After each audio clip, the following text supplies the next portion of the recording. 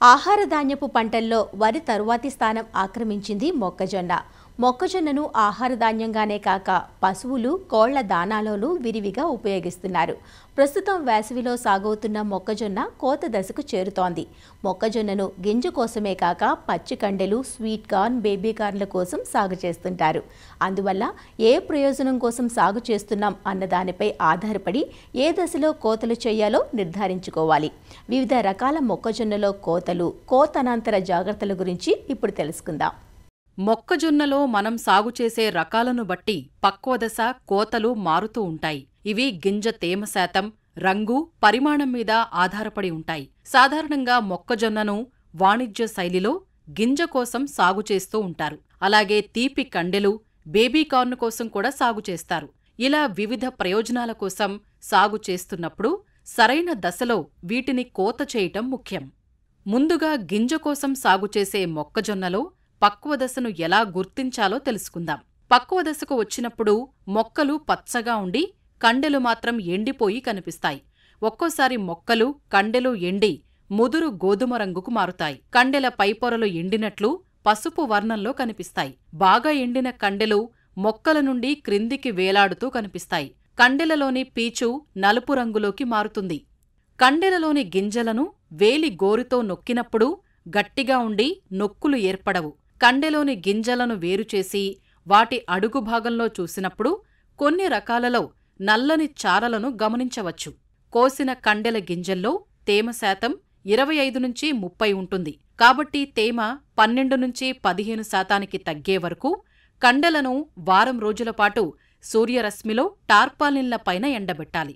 తరువాత కండెలను నూర్పిడి చేయటానికి నూర్పిడి యంత్రాలను ఉపయోగించవచ్చు. నూర్పిడి తరువాత గింజల్లో తేమ శాతం 9-10 ఉండేటట్లు 2-3 రోజులు బాగా ఆరబెట్టాలి. ఈ విత్తనాలను గోనె సంచుల్లో లేదా పాలిథీన్ సంచుల్లో భద్రపరిచి చల్లని, తక్కువ తేమ ఉండే ప్రాంతంలో నిల్వ చేయాలి. నిల్వలో గింజలకు తేమ తగలకుండా, ఎలుకలు, క్రిమికీటకాలు వంటివి ఆశించకుండా ఎప్పటికప్పుడు గమనించుకుని జాగ్రత్తలు తీసుకోవాలి.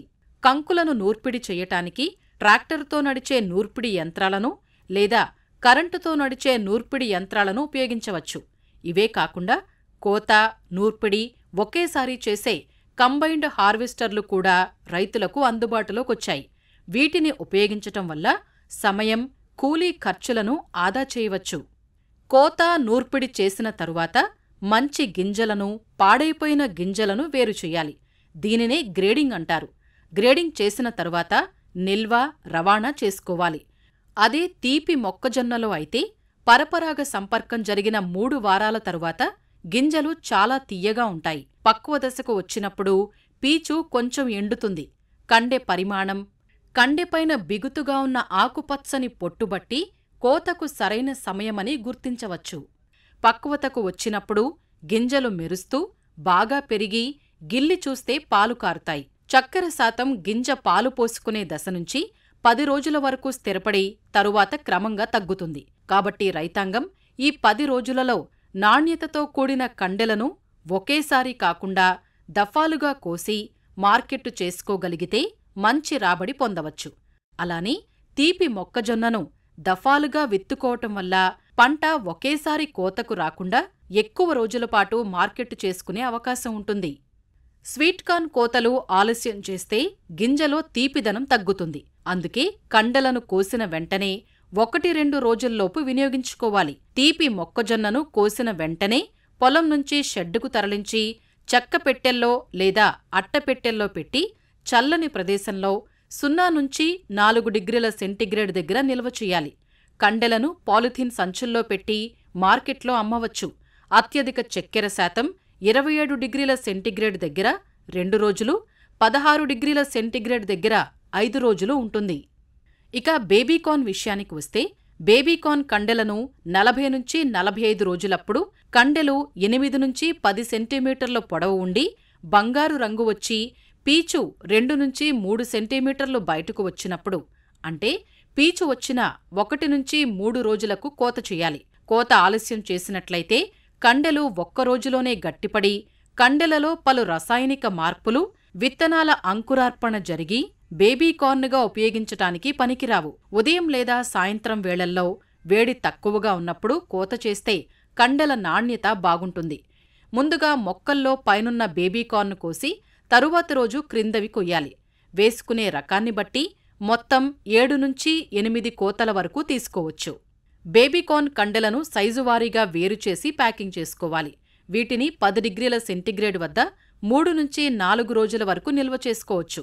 ఒలిచిన కండెలు 6 నుంచి 11 సెంటీమీటర్ల పొడవు, 1 నుంచి 1.5 సెంటీమీటర్ల మందంతో ఉన్నప్పుడు మంచి ధర పొందవచ్చు. బేబీకార్న్ కండెల నుంచి తీసివేసిన పై పొరను, కోత కోసిన మొక్కలను పచ్చిమేతగా ఉపయోగించుకుని అదనపు ఆదాయాన్ని పొందవచ్చు. మొక్కజొన్న గింజలను, తీపి కండెలను, బేబీకార్ను రవాణా, నిల్వ చేయటానికి జనపనారతో చేసిన గోనె సంచులను, చెక్క పెట్టెలను లేదా అట్టపెట్టెలను వాడుతారు. ఇవి గింజల నుండి తేమ తగ్గకుండా కాపాడుతాయి. ఇవే కాకుండా పాలిథీన్ సంచులను, హెచ్డిపిఈ సంచులను కూడా వాడవచ్చు. గింజ కోసం సాగు చేసే మొక్కజొన్నను నియంత్రిత వాతావరణంలో నాణ్యత తగ్గకుండా 2 నుంచి 3 సంవత్సరాల వరకు నిల్వ చేయవచ్చు. అదే స్వీట్ కార్న్ను, బేబీకార్న్ను చల్లని ప్రదేశంలో నిల్వ చేసి విక్రయించుకోవచ్చు. ఈ విధంగా మొక్కజొన్న, స్వీట్ కార్న్, బేబీకార్న్ కోతల్లో జాగ్రత్తలు పాటిస్తే మంచి లాభాలు పొందే అవకాశం ఉంటుంది.